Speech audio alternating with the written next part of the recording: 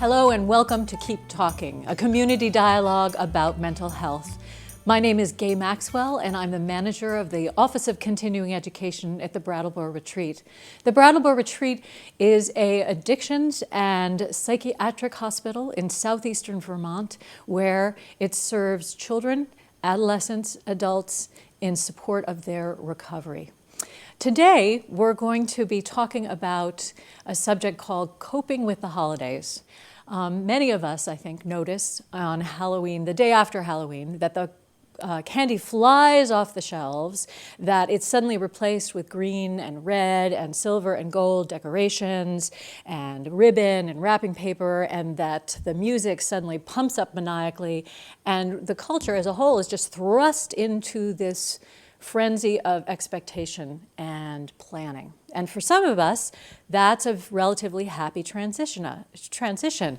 But for some of us, that's a time of loneliness, it's a time of anxiety, it's a time of feelings of dread, and sometimes very sad memories.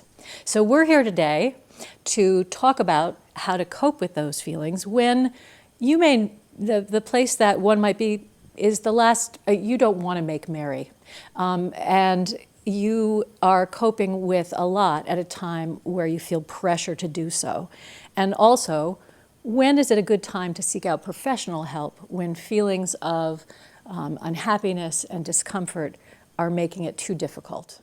So I'm thrilled today because we have in our studio as a guest Dr. Robyn Ostrander, who is the medical director, the senior medical director at the Brattleboro Retreat, as well as the medical director of the Child and Adolescent Services at the retreat. And I'm really thrilled to have you here. You have taken out time of your busy schedule, and I know it is a really, really grueling schedule in many ways. But the first question I wanted to put to you is, as a professional, what has been your experience as you approach the holidays? What do you see? What do you feel? What do you hear? As Halloween rolls into Thanksgiving, rolls into Christmas, Hanukkah?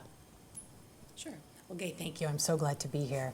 One of the things that I hear the most from clients, and I see both adults and children, is what you alluded to, which is really the power of expectation. So how does what I feel or what I feel like doing match up with others' expectation of me, or even sort of society's expectation of me during the holidays? And for adults, one of the beauties about being an adult is that you have some control over how you respond to those expectations and how you internalize them, how much you really take it on as your own. So yes, the music tells us we should be making merry, but it's really telling us to buy things. And that is a part of holiday gift giving for many families, but it doesn't mean that we are failing to live up to some particular kind of emotional state that we're supposed to be in. Mm-hmm. And I think most adults understand that. And then children who may not understand it may not also be as affected by the expectations as much, because the holidays are often organized around what comes to them as opposed to what they have to produce for others or make happen for their families. But what I often see, if we think about depression and the holidays, is two things. One, depression doesn't go away, because it's a time where a person might legitimately have reasons to be happy. You may have adults in your family that you love who are coming to visit you. You may enjoy giving gifts and receiving them. You may enjoy the meal preparation and fun foods, or even parties. And all of those things may be good. But for a person with depression, one of the cardinal symptoms is difficulty enjoying something that you used to enjoy.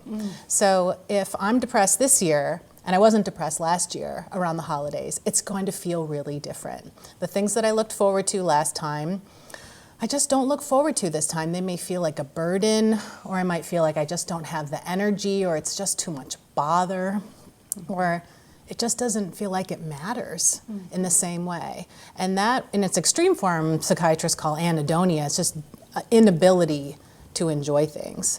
And in particular, social events are very difficult for a person with depression to enjoy.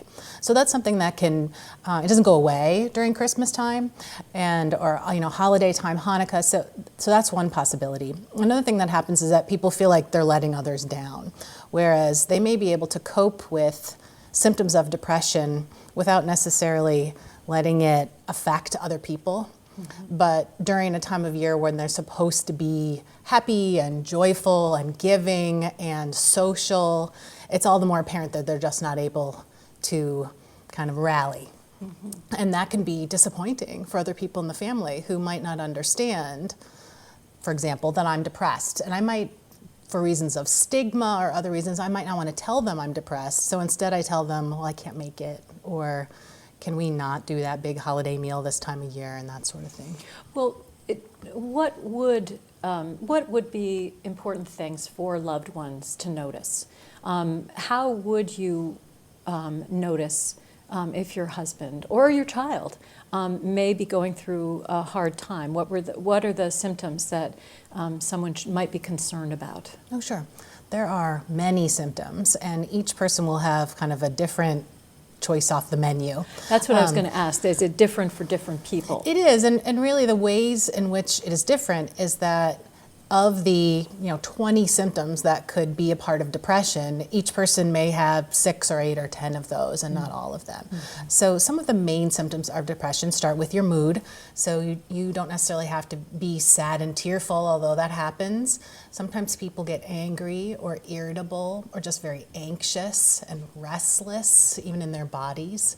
You have a difficulty kind of sitting through things they need to sit through.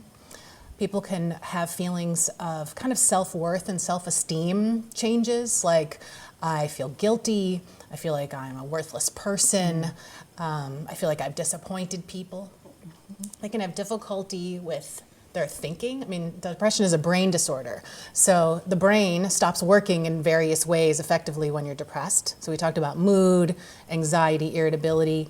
Another thing that can happen is inability to make a decision, even a simple one. What should I bring to this party? What color dress should I wear? Becomes very difficult. People can have difficulty concentrating.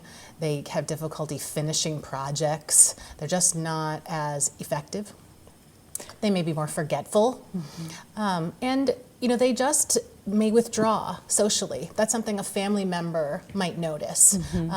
And it's a change from their baselines. People have a different amount of sociability or enjoyment of social interactions kind of by nature. But if it's a real change from their normal, where they used to like to go out to dinner, they don't anymore. That was a party, that was a group they loved to hang out with, they don't want to go. They had a dance class, it's just not that fun anymore.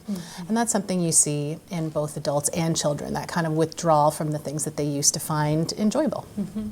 So in some ways, what you might be saying, and correct me if I'm wrong, is that it's not necessarily the holidays that may be causing depression, but it may be that someone has a particular vulnerability, and the heightened frenzy of the holidays can sometimes rub and chafe at that.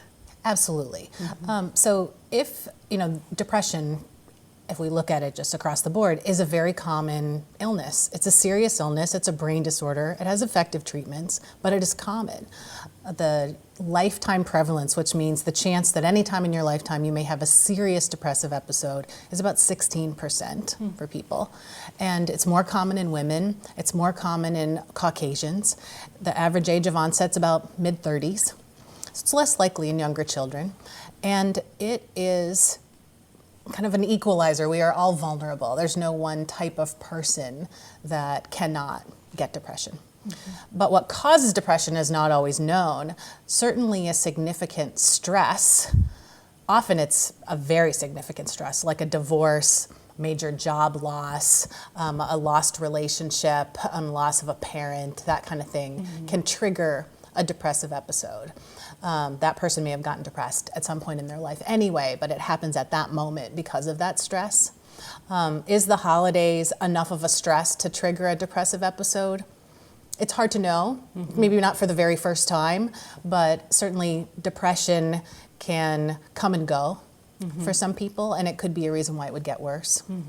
And then there's one piece that might be worth us talking about, and that is, well, what about seasonal affective disorder? What about the light? You know, is that the Christmas season, maybe that's not so stressful, Could but you the talk Christmas darkness. a little bit about what seasonal affective disorder is? Sure. Because I think that's relatively, for lots of people, that's relatively new, and they might not even think that that's real, that it's sort of something you read about in magazines, but Right. it's not actually real, but it is. It There are is treatments real. for it. People call it the winter blues, but seasonal affective disorder is the kind of accepted psychiatric term. And what it is a depressive episode that looks like others, but it has its onset in the winter months, and often at the time when the hours of daylight that we experience, at least in the northern hemisphere, really starts to go down. So for us, we may notice it around the time of daylight savings time ending. Maybe when we register, oh, we really have a lot fewer hours of daylight. And some clients have actually told me that they can feel a couple of different things. They can feel the rapid decline in minutes of daylight that happens in the fall, late September, early October. Other people will say, I can really tell when we get below 10 hours a day of sunlight, that's when I start to feel it. Or maybe I go to work at night and I come home at night, it's dark all the time. So what is that? Well, there are certain things we need for our mood, and one of them is thought to be vitamin D. Vitamin D is activated in our skin by sun falling on our skin. That's how we're able to turn vitamin D into the active form that we need to use it. And so it's a real thing. People in the southern hemisphere, people closer to the equator, do not get the same rates of seasonal depression that folks in northern latitudes do. So here in Vermont, it's one of our special gifts. We have a lot of darkness, which is coming on right now. And so there is a lot of seasonal depression. One of the amazing things about seasonal depression is that it can be treated with a really novel treatment, which is light. We lose light, we can treat it with light. About half of people with seasonal depression will improve with light therapy alone. So what is light therapy? Is it, sticking my face in this light right here? Not so much. There are types of light that are called full spectrum that are trying to mimic all of the different colors and wavelengths of light that the sun provides for us. And so being in the sun is a best choice. We don't have that here in Brattleboro today. I mean, it's sunny today, but the sun will go down, and That's right. 4:30, 5 o'clock, it'll be done. So there are commercial products that can mimic that full spectrum light, but they have to be at a certain brightness. So those bluish full spectrum light bulbs that you put into your lamp won't do it. It has to be a special light that people call light therapy or a light box. They need to be 10,000 lux in brightness. And there are a couple of companies. There's a Vermont company called Verilux. There's another company called Sunbox that sell these lights. And often they're even reimbursed by insurance companies if you have a diagnosis of seasonal depression. So it's probably preferable to get your doctor to not to go out and can you go out and buy one if you want? Oh yes, you do not need a prescription to buy these. All right, but you think maybe you should check in with your doctor? I think if you are noticing that you're feeling down or blue or tired or sad, or some people say they feel like they're going into hibernation, I just want to eat and sleep and I'm crabby all the time. Those are signs of depression, and it's worth talking to someone, a therapist, your regular doctor, or nurse practitioner, physician assistant. It doesn't necessarily require going straight to a mental health professional to say what's going on. But there's no need for a prescription for a light box. You could get one and plug it in and see what happens. One of the ways we know that these are effective is that they have side effects, just like other treatments, including medication. And one of the side effects for a light box is that people who may have something called bipolar disorder or manic depression can become manic from sitting in front of the light. And so that's unlikely. Bipolar disorder is far less common than depression, but it's certainly a danger. But it's something to pay attention to and to have a professional monitor with you. Absolutely. So at when you start the light treatment, you have someone to say to, hey, this is how it's going. And the other issue is that only half people respond. So if you're depressed and you're in that other half who doesn't respond to the light therapy, well, you may still want to feel better. And so you need someone to talk to about alternatives. So when you talk with your patients about coping skills during the holidays. That they are in a particular state where this is painful. It is rubbing and chafing at them, and they're uncomfortable. What are the things that you recommend that they can actually do besides, a light box, or in conjunction with a light box? Or we haven't even talked about medication yet, but what are the coping skills that you recommend? Oh, sure. Well, you can look at it from two ways. One is there any evidence that there are kind of non-medication things that you can do to improve your mood? And there's some evidence of that. Exercise has some evidence that it can support mood. The standard things everyone may know but are very hard to do. So don't overuse alcohol, don't overuse caffeine, get enough sleep, have social contacts that you trust, that you can check in with and just get support. Be active. It's that going through the motions thing.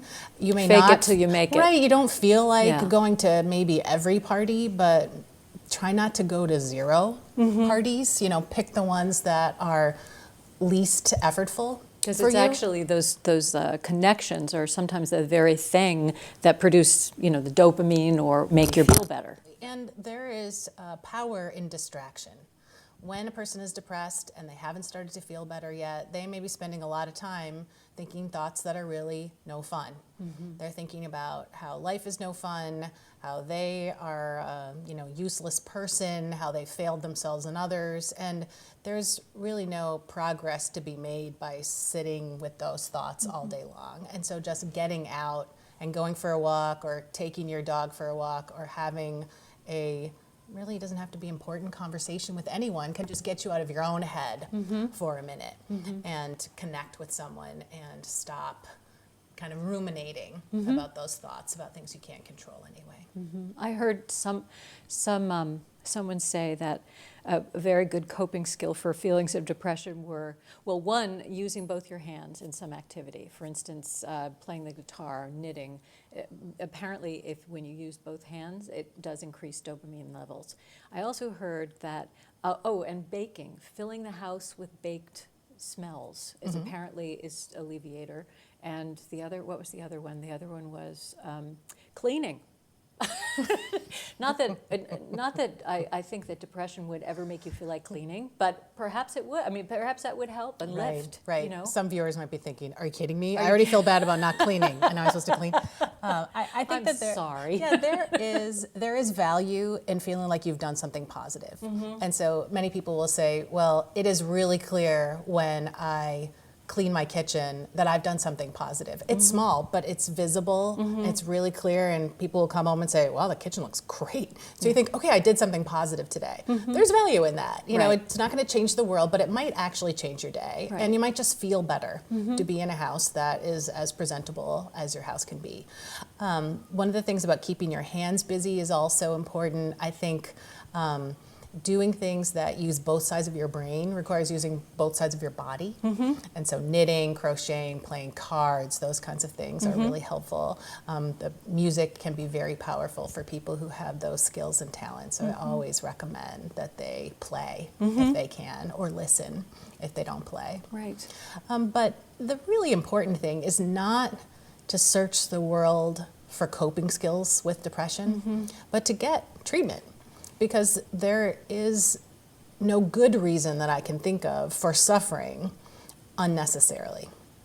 So when do you look for professional help? Yes. Well, when you are in pain, when you're causing pain to others because your spouse says, "I've been asking you to go out to dinner with me for 3 months and you said no," or another cardinal symptom is loss of interest in romance, and your partner may say, like, "This isn't working for me," and you might say, "Well, I just don't have it, it's not in me," and you can tell that that's putting a strain on a relationship that's important to you. That's a reason to get help.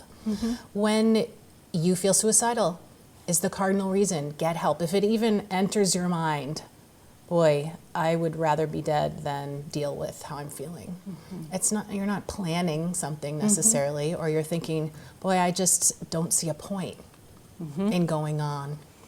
That is something to take note of and say, well, this is not normal. This is not okay. a brain that is functioning well does not plan its own demise. We have an inherent desire to keep going and keep living, that zest for life. And when that starts to get chipped away at, depression is real and you need to respond to it. Yes, and when you talk about treatment, getting treatment, what does that look like? What are the different ways? I mean, I know that there are medications, I know that there are medication in conjunction with psychotherapy. Tell us about the various things that work for depression. Well, for mild to moderate depressions, it almost always makes sense to start with therapy. Not everyone wants to start with therapy because it is time consuming and it is sometimes hard to get your insurance to pay for it. And it might be easier to go to your primary care provider and get a prescription for a medication. And neither one is wrong.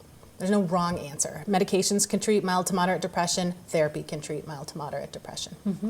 When depression is severe, like if you have ever thought about suicide, or you're not going to work, or you're not functioning really, at the level that's expected of you, then, and I guess one other thing I would add is if you are responsible for the care of another person, of a parent, of a young child, and you're no longer functioning, well, that's an added burden now on two people. And so you may want to intervene with your own depression sooner, even if it's just for the other person. If you might not do it for yourself, you might do it for your child or for your parent or for whoever it is that you're a primary caregiver.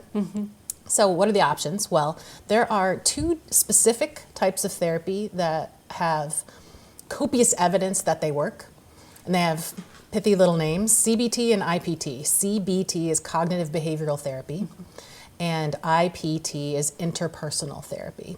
And these are treatments where a therapist has had education. They've gone to continuing education, or they've had supervision, they've read books, and they are standardized treatments. It doesn't mean the therapist will say the same thing to you every time you go, or that if you picked 100 therapists, they would all do it the same way, but that there are specific goals. And they are well validated by evidence that depression can remit. And we're not talking about a lifetime of therapy, we're talking about 8 to 12 weeks of therapy. And so that may feel like a big time commitment, 2 to 3 months of going once a week for an hour and speaking to a therapist, but often people have suffered for months to years. And they may actually not believe that they could get better in those 3 months, and that's why they don't try, not because it is so onerous. And there is something that is really special and I think unobtainable besides with a therapist, and that is when you see a therapist, that person does not have a personal agenda in what you do with your life. It's not like talking to your sibling or your mother or your spouse who has a vested interest in you getting back on track, and may actually be kind of annoyed and mad that you've been poorly functioning, even though they may know in their heart that it's not your fault, that you could have had diabetes, but instead you have depression. They may know that, but in their lives, they're being impacted by your depression. They would like you to get better ASAP. A therapist is not emotionally invested in your outcome. They are invested as a professional in you reaching your goals. So they want to know, what are your goals and how can I help you get there? And I won't be mad at you if it takes you longer than it might take someone else. It's okay, and they'll work with you to get you there. So how do people find help? Well, they find it in a couple of ways. You can call us at the retreat. You could call 1-800-RETREAT, and we have outpatient providers who will be your therapist or who will guide you to someone in your region, because we see clients from multiple states. I think it was, almost all 50 states and 27 countries last year came to the retreat for care. And we are not just an inpatient facility for people who need to check into the hospital. We have outpatient supports, and we're well connected with people in the local community as far as other therapists. There are therapists in private practice, but who also will take insurance. There are therapists who will take your cash if you don't wish to use your insurance or if you don't have any. So there are multiple ways to get it. You can also start with your primary care provider and call the office and say, I think I need to check in with a therapist. Who do you recommend?